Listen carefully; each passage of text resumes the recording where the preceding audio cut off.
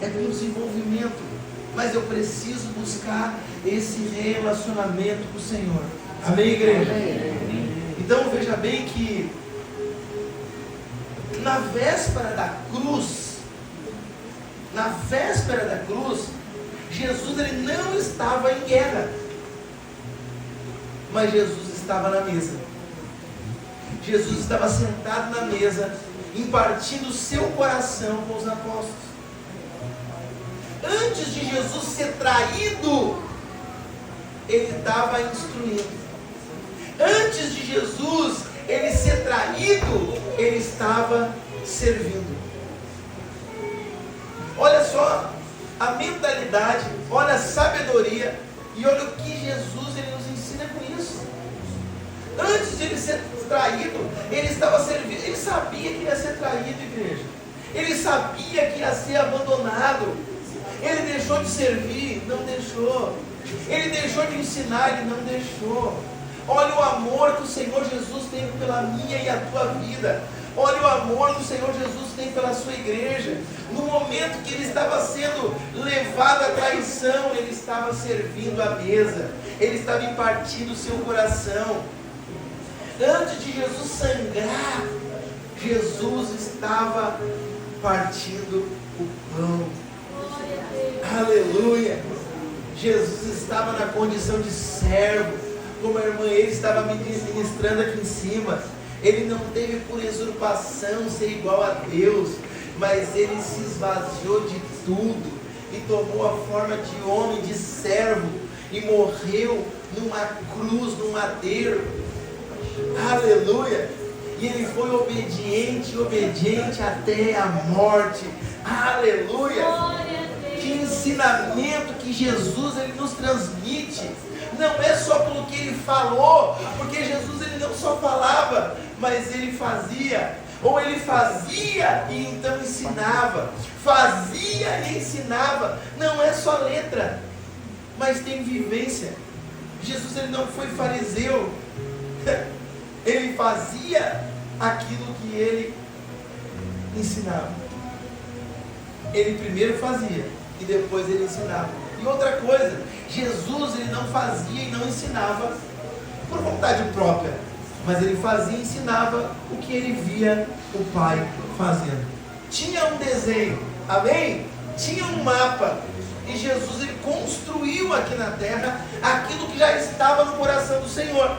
Então, irmãos, para a minha vida e a tua vida ser desenvolvida, irmão Isaac, naquilo que o Senhor tem para nós precisamos estar nessa comunhão, nós precisamos estar neste ato de intimidade com o Senhor, que o Espírito Santo de Deus ele vai começar a ministrar, Mateus, Tiago, aquilo que nós precisamos fazer, aquilo que nós precisamos entender para realizar aqui na terra. E sabe o que é mais lindo? Sabe o que é o mais lindo da vida? É que a gente sabe que o Senhor está fazendo coisas maravilhosas, porque o Senhor ele só faz coisas maravilhosas. O Senhor só faz coisas maravilhosas. Os planos do Senhor para nós é planos de bênção, é planos de paz. E sabe, irmão, então a gente sabe pelas Escrituras, pelo conhecimento, que Jesus ele está fazendo coisas maravilhosas e vai continuar fazendo. Mas o mais louco é que às vezes nós não se colocamos dentro desse plano das maravilhas de Deus, sabe? E é isso que eu como pastor, eu tenho orado e eu tenho visto, não com os olhos físicos simplesmente, mas com os olhos espirituais, que é levar a igreja através do Espírito Santo, não através do homem, a esse nível de maturidade, irmãos. Sabe, irmã Elisa? Esse nível de maturidade, para que nós possamos não só saber que Deus está fazendo coisa maravilhosa, mas para que nós queremos participar dessas coisas maravilhosas também como filhos e filhas de Deus. E para mim e para você poder participar dessas coisas maravilhosas que a gente sabe que o Senhor está fazendo, eu preciso estar alinhado no centro da vontade de Deus. Agora é a hora que a gente fala, ai, aleluia.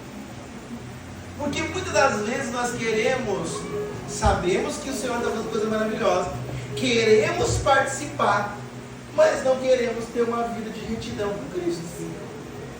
Aí nós estamos com a vida toda atropelada, toda errada, com as portas espirituais tudo abertas, os demônios entrando e saindo, destruindo a vida das pessoas, porque tem portas abertas, legalidades onde o Satanás entra e destrói as famílias. Mas eu quero participar dessa obra maravilhosa, eu quero fazer, mas como que nós vamos ter essa autoridade de Deus para poder participar dessa obra maravilhosa, se nós estamos com as portas tudo abertas, estamos cheios de pecadinhos de estimação, e às vezes não é aqueles pecados escandalosos que todo mundo vê, porque daí talvez isso causaria uma vergonha perante os homens, mas é os pecadinhos de estimação que ninguém vê, que eu vou empurrando para baixo do tapete. Os pecadinhos de estimação que às vezes quando eu estou longe da minha esposa eu cometo, talvez que quando eu estou longe da minha família eu cometo, talvez quando eu estou longe da igreja, do pastor, da congregação, dos irmãos, talvez quando eu estou em outra cidade, outro bairro, outro estado, talvez lá eu comece a cometer esses pecadinhos, porque lá não tem ninguém me vendo. E eu quero participar dessa obra gloriosa que o Senhor está fazendo. Sabe quando? Nunca. Só que o ser humano ele não quer se alinhar no centro da vontade de Deus. Sabe por quê? Porque isso é difícil. Amém, igreja? Isso é difícil. Só que homens e mulheres de Deus que realmente querem entrar e entendem o sacrifício da cruz, entendem realmente o que Jesus ele fez na cruz, no mínimo, nós vamos ter coragem para renunciar todos os dias, quando o pecado vir e bater na nossa porta, nós vamos ter coragem para renunciar, nós vamos ter coragem para dizer não, nós vamos ter coragem para correr para os pés de Cristo e pedir força, pedir para Ele sabedoria, discernimento, coragem, para que nós não se desviamos nem para a esquerda nem para a direita, mas que nós continuamos alicerçados no caminho de Jesus, seguindo para o alvo. E aí, irmãos, as coisas que vão ficando para trás, ficam para trás, irmãos. Agora eu não me incomodo mais com as coisas que eu não fazia. Eu agora não me incomodo mais com as coisas que ficaram para trás. Eu tenho um alvo, eu tenho um objetivo. E é por isso que Paulo vai falar, não que eu já haja alcançado tudo, mas uma coisa eu faço, é esquecendo-me das coisas que para trás ficam e avançando para as que estão diante de mim, eu prossigo para o prêmio da soberana vocação em Cristo Jesus. Paulo ele não corria qualquer corrida. Paulo ele não andava de qualquer jeito, ele tinha um desenho, ele tinha um mapa. E onde é que estava isso? Nas Escrituras Sagradas. Paulo estava dentro da cadeia, aprisionado, algemado, mas ele estava com o seu coração totalmente aliançado com o Espírito Santo. Ele estava com o seu coração totalmente incendiado. E ele vai falar o que? Alegrai-vos no Senhor. O cara estava preso. O cara estava dentro de uma cadeia, irmão, prestes a ser condenado à morte. Mas o espírito dele estava livre. Ele podia estar preso fisicamente, mas a mente, o coração, o espírito estava livre. E por isso ele falava, alegrai-vos no Senhor. Alegrai-vos no Senhor. A pessoa quando está livre, irmãos, dessa cultura nojenta, a pessoa quando está livre daquilo que o mundo está nos impulsionando a fazer. O mundo é o seguinte, pisou no meu calo, eu piso também. Ah, quer me empurrar, eu vou empurrar também. Ah, quer ser ruim comigo, eu vou ser ruim também. Esse é um mundo porco, sujo. Mas a palavra de Deus é totalmente ao contrário disso. É totalmente ao contrário disso. Se te bater, ele vira outra face. Se te convidarem para andar 1 milha, caminhe 2, 3, vai em frente. Se nós olharmos para as Escrituras e vermos a movimentação de Jesus, e nós, no mínimo, fazer exatamente aquilo que ele estava fazendo, irmãos. Então, sempre quando nós estiver com dúvida, igreja, olhe para cá. Como que eu vou fazer? Que resposta que eu vou dar? Como que eu vou conduzir os meus dias? No mínimo que nós devemos fazer é o seguinte: Senhor Jesus, o que você faria no meu lugar? Jesus, se fosse o Senhor para dar essa resposta para essa pessoa, o que o Senhor falaria, Jesus? Se fosse o Senhor nessa situação que eu me encontro agora, com esse problema, com essa dificuldade, o que o Senhor faria, Jesus? Me ensina, Jesus. Eu estou aqui, eu sou teu filho, eu sou fraco, eu sou falho, mas eu preciso de uma instrução do teu Espírito.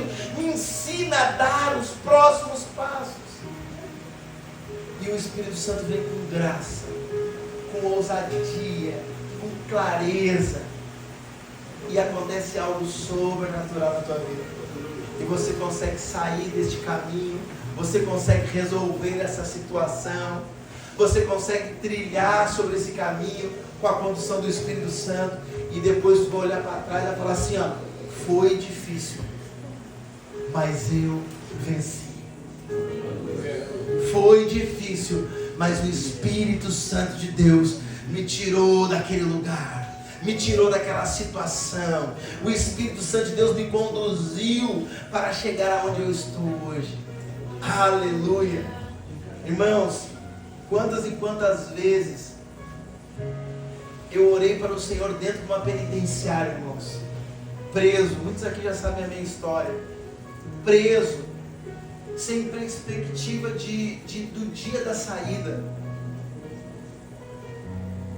E eu orei pelo Senhor e falei: Senhor, através da leitura, daquilo que eu entendia, eu comecei a orar a palavra de Deus. Comecei a orar em cima da palavra de Deus.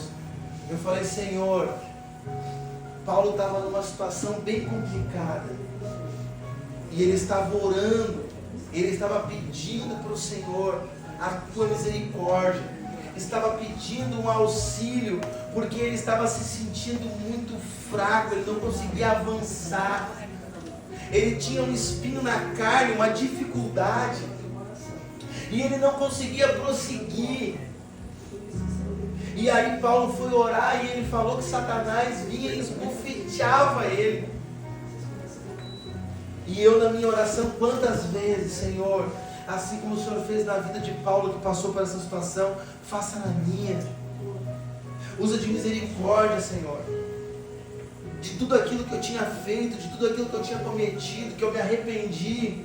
Mas não basta só um arrependimento, tem consequência. Essa consequência veio, eu fiquei um período longo na prisão. Tudo certo por isso, tudo que a gente planta, a gente colhe. Mas a graça do Senhor, ela nos basta. E quando nós olhamos para a palavra, irmãos, não só para pregar, mas para viver. Não só para pregar, mas para nós orar para o Senhor e falar: Senhor, olha aqui, ó, é a tua palavra que está dizendo, eu sou o teu filho. Isso o Senhor fez na vida de Paulo. Não que eu esteja me comparando a Paulo, nunca. Imagina quem era Paulo, quem é o pastor Felipe. Meu Deus, misericórdia. Mas é a palavra de Deus.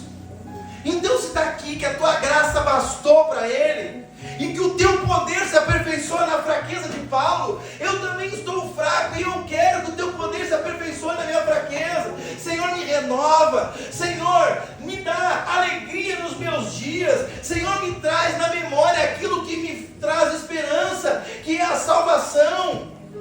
E foi o que me sustentou durante 7 anos na prisão. Foi essa graça de Deus, foi esse amor incondicional de Deus. E automaticamente, irmãos, Efésios 3:20 vai dizer que Deus, ele é infinitamente poderoso, capaz de realizar abundantemente mais, além daquilo que nós pedimos ou pensamos em pedir. O Senhor, ele faz muito mais, infinitamente mais, além daquilo que nós pedimos ou pensamos em pedir. mas tem que ter uma disposição. Quantas e quantas noites em claros a minha mãe e a minha avó estavam de joelho orando, pedindo para Deus transformar a minha vida, não para me sair. A minha mãe está ali, ó. Pergunte para ela depois quantas vezes ela orou para mim sair da prisão. Nunca, nenhuma vez. E quando ela falou isso, eu me escandalizei. Eu falei, como assim, cara? Tu é minha mãe, não vai orar para mim sair, não. A minha oração sempre foi para Deus te transformar e para te converter verdadeiramente. Aí sim, depois é com Ele. E foi isso que aconteceu. Hoje o pastor Leandro estava abrindo aqui, ele estava falando quantas lágrimas, quantas orações teve para nascer esse ministério, porque a igreja, ela não abre, a igreja nasce. Essa igreja nasceu aqui no Ministério no Balneário Rincão, o Ministério Explosão de Fé. Hoje somos Bevan. Mas foi muitas lágrimas mesmo, pastor Leandro. Foi muitas noites em claros, jejuando, orando. Esse mérito não é nosso, é do Senhor. Mas tem que ver uma disposição, onde tem um homem, uma mulher, uma família, que queira participar, assim como Mateus, junto com a sua esposa, sua filha, está querendo, né? Estamos para ele participar, para ele estar em comunhão conosco como igreja. Assim como Mateus está fazendo, assim como outras famílias estão fazendo. Mas não é agora só para mim ter uma igreja onde eu ir na quarta, no domingo. Não, é muito mais que isso. É saber que existem muitas maravilhas que o Senhor está fazendo na terra. E Ele precisa de mim e de vocês. Ele precisa da gente. A cada um, irmãos. Mas eu não conheço muito, estou começando agora. Mas eu não tenho curso. Mas eu não sei o que. Não tem nada a ver com isso. Tem a ver com o coração disponível ao Senhor, com o coração rendido ao Senhor, sabe? De querer participar disso com amor, com alegria, de olhar para Jesus e saber que Ele é a nossa fonte inesgotável, de olhar para Jesus e ver as suas movimentações, de olhar para a Bíblia Sagrada de Gênesis e Apocalipse e entender que cada texto desse aqui é o Senhor me ensinando alguma coisa. Não é só para mim ler, para ter informação ou para mim pregar um dia, não. Cada texto disso aqui tem uma informação para mim viver. Assim como Jesus, Ele chamou os apóstolos para a mesa, querendo ensinar para eles as coisas que estavam para acontecer. Obrigado, irmão. Querendo falar para eles aquilo que eles precisavam entender. E como eu falei para vocês no início da mensagem, como tem igreja, como tem família dispersa. Por quê? Porque entra nesse ativismo religioso. Segunda na igreja, terça, quarta, domingo também tem, sexta também tem. Nós temos movimentação aqui todos os dias quase. Só não temos, acho que quinta e sexta. Mas não é só vir na igreja, é entender o que está fazendo. Eu preciso ser um bom marido, um bom filho. Eu preciso ser um bom empregado ou um bom patrão. Eu preciso expressar o amor de Cristo aonde quer que eu esteja. Eu preciso expressar esse amor de Cristo aonde quer que eu esteja. As pessoas têm que olhar para a tua vida, para a minha vida e querer desejar, irmãos, servir o mesmo Deus que nós servimos. Aleluia!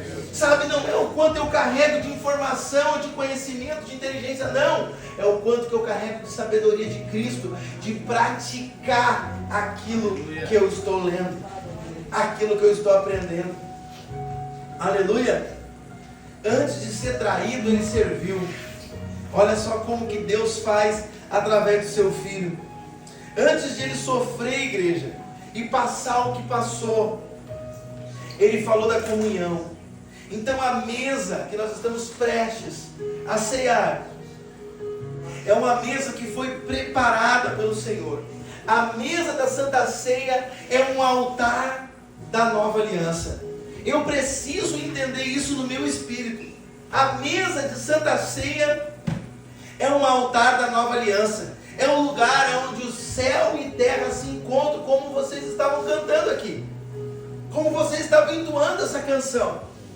É um lugar onde os céus e terra se encontram. É neste ambiente de comunhão da nova aliança. É o momento em que o amor do Senhor vence o mundo. É este momento do partir do pão. E esse momento ele é eterno, irmãos. E ele se revela no simples partir do pão. Então o Senhor Jesus, ele te convocou nessa noite para estarmos aqui como igreja, para partirmos o pão junto. Ah, pastor, mas quem é que pode participar? Tu vê, essa semana aconteceu isso, eu errei, eu não estou assim, eu não estou assado. Irmãos, quem é que aqui é digno de participar da Santa Ceia? Não tem ninguém entre nós que é digno. Não tem ninguém entre nós que é digno de participar da Santa Ceia. Todos nós temos pecado, todos nós falhamos. Mas deixa eu falar algo para você. Jesus, ele nos dignificou novamente quando ele morreu na cruz do Calvário. E ele nos instruiu os apóstolos, o texto que nós lemos de Lucas 22, falando da Santa Ceia, deste momento de celebração. E sabe o que ele disse? Celebrai, comemorai, até que ele venha. Então, irmãos, que nós possamos fazer isso de uma forma honrosa ao Senhor, de uma forma simples, mas profunda. Que nós possamos partir o pão e poder entender que Jesus, ele não foi forçado à cruz, ele foi porque ele quis. Ele não foi forçado à cruz, ele desejou ir para a cruz e morrer por nós. E sabe o que ele disse? Desejei ansiosamente comer convosco essa Páscoa. Por que ele reuniu os apóstolos? Porque ele estava desejando ir para a cruz. Ele estava ansiando esse dia da cruz. Aí Pedro se mete no meio e fala: não, que isso, tu vai para lá, tu vai sofrer, tu vai padecer, tu vai morrer. Não, tu não vai não.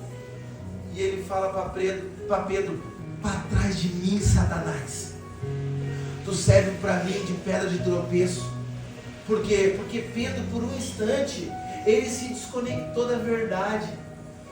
E agora ele quis interromper de Jesus ir para a cruz e cumprir algo que estava desenhado no coração de Deus. Então, meu irmão, então, minha irmã, que nós não possamos e nós não se tornamos esse Pedro, essa pedra de tropeço. Que nós possamos servir de pedra de edificação. O Senhor construir aquilo que está no coração dele através da nossa vida aqui na terra. Essa noite o Senhor nos convocou como igreja. O Senhor, ele te trouxe até esse lugar. Não só o pessoal da membresia, mas eu acredito que essa família linda, maravilhosa, foi o Senhor que convocou. A irmã, essa família também. O Tiago já me comentou de vocês, temos que ir lá fazer uma visita, né, Tiago? Glória e glória de Jesus. Foi o Senhor que convocou vocês. Foi o Senhor que nos convocou. A irmã Janiara, Isaac. Foi o Senhor que nos convocou. Para quem, pastor Felipe? Para nós estarmos aqui juntos, num culto simples, mas profundo. E agora nós participarmos com alegria, com entendimento, que Jesus morreu naquela cruz, mas ao terceiro dia ele ressuscitou.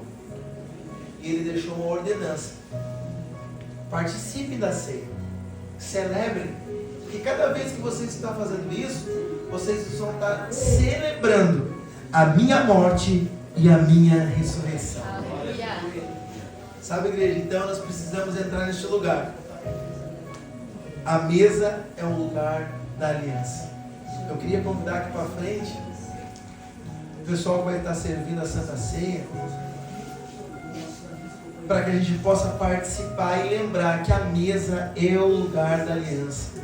Tem um texto lá em Êxodo 24:8 que vai falar o seguinte: Moisés tomou o sangue e o aspergiu sobre o povo e disse: eis aqui o sangue da aliança que o Senhor fez convosco. Então, desde o Antigo Testamento, Deus, ele sela diferenças com o sangue. Mas agora, Jesus, ele ergue um cálice e ele vai dizer: este é o meu cálice, da nova aliança do meu sangue. Agora a nossa aliança está no partir do pão. O renovo da nossa aliança está na comunhão com o Senhor Jesus. Na antiga aliança, meus irmãos, o sangue de animais apenas cobria o pecado. Mas agora na nova aliança, o sangue do Cordeiro de Cristo, ele remove o pecado do mundo. Ele não apenas nos perdoou, ele nos tornou parte desta aliança. E é por isso que nós estamos aqui, para estarmos renovando a nossa aliança neste momento tão esperado. Então, quando você estiver participando dessa ceia, você está declarando, afirmando: eu continuo firmado na tua aliança, Jesus. Eu continuo firmado na aliança. Eu não rompi o pacto. Eu permaneço fiel a ti. Aleluia. E assim nós vamos caminhando de glória em glória.